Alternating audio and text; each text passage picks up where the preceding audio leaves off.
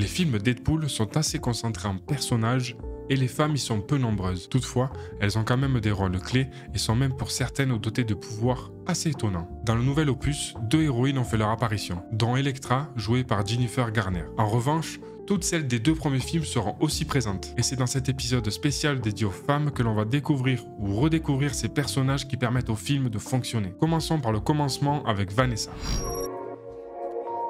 Vanessa.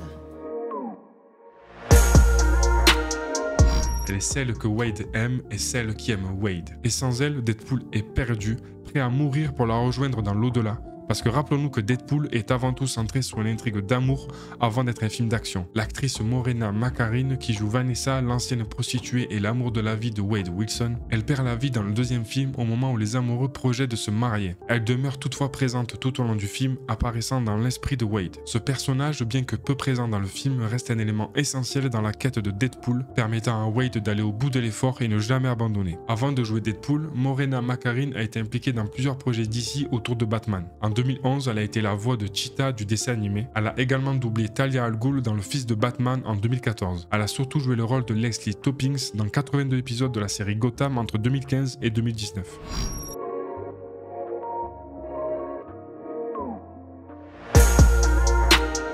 Arrivé dans le 2e Deadpool, Domino accompagne Wade Wilson depuis ses débuts puisqu'ils ont tous 2 commencé leur carrière dans le même comics book, qui est d'ailleurs aussi celui qui a vu arriver Vanessa sur le devant de la scène. Domino fait partie du programme gouvernemental top secret, le projet Armageddon, dont le but est de fabriquer des soldats parfaits pour en faire des armes létales en modifiant leur code génétique. Son super pouvoir est celui de parvenir à manipuler le destin pour que tous les événements tournent toujours en sa faveur, ce qui lui a permis d'être présente dans de nombreuses publications avec plus de 2000 apparitions. Elle est d'ailleurs une combattante de choc et se montre particulièrement redoutable au corps à corps. Notons quand même que dans les comics, elle est d'origine caucasienne et affiche une tache noire sur l'œil gauche. Mais cela est inversé dans le film, car l'actrice germano-américaine Zazie Beetz est métisse, mais elle correspondait tellement au personnage qu'elle a eu le rôle. Présente dans les 2 premiers films, Negasonic est présentée comme la stagiaire de Colossus dans le premier Deadpool, et a largement subi les moqueries de Wade, et notamment à propos de son nom ou le fait qu'elle ne soit pas la mutante la plus connue. Son nom complet n'est pas du tout évident, elle s'appelle Eloise Olivia Phimister. Elle a été l'une des étudiantes de la légendaire mutante Emma Frost. Negasonic a même vécu sur Genosha, l'île sur laquelle les mutants étaient réduits en esclavage avant que Magneto ne s'en empare, provoquant sa chute. En se concentrant, Negasonic génère des champs de force qui détruisent pratiquement tout sur son passage. Affublée d'un look gothique dans les comics, elle avait les cheveux pratiquement rasés dans le premier film, mais pour le 2e film, l'actrice Brianna Hildebrand n'a pas pu se raser totalement la tête en raison d'un autre tournage en cours. La seule X-Woman dans le premier film, dans le 2 en revanche, elle entretient une relation amoureuse avec la super-héroïne Yokio, qui vit avec elle dans le manoir Xavier. Et en parlant de Yokio,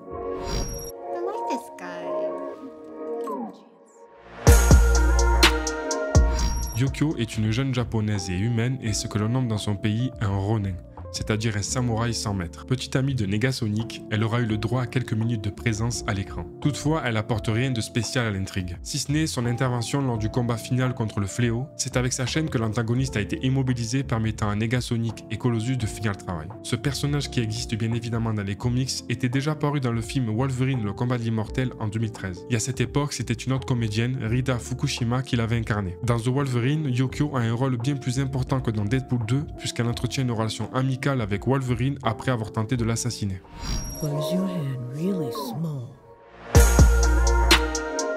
Dans les comics, Deadpool et Blind Al entretiennent une relation amour-haine et vivent sous le même toit. Et dans les films, c'est la même chose, sauf qu'on ne sait pas réellement comment les 2 personnages ont réussi à vivre dans le même appartement. Le dialogue entre les 2 personnages est savoureux, particulièrement lorsqu'ils évoquent les meubles Ikea où la vieille aveugle les monte dans son appartement d'une manière totalement aléatoire. Dans les comics, ce personnage fait partie intégrante de la galaxie Deadpool puisque c'est dans une série dédiée à Wade Wilson qu'elle débarque en 1997. À l'écran, elle est interprétée par Leslie Uggams qui a fait ses débuts à Hollywood en 1962 et qui fête en 2024 81 ans.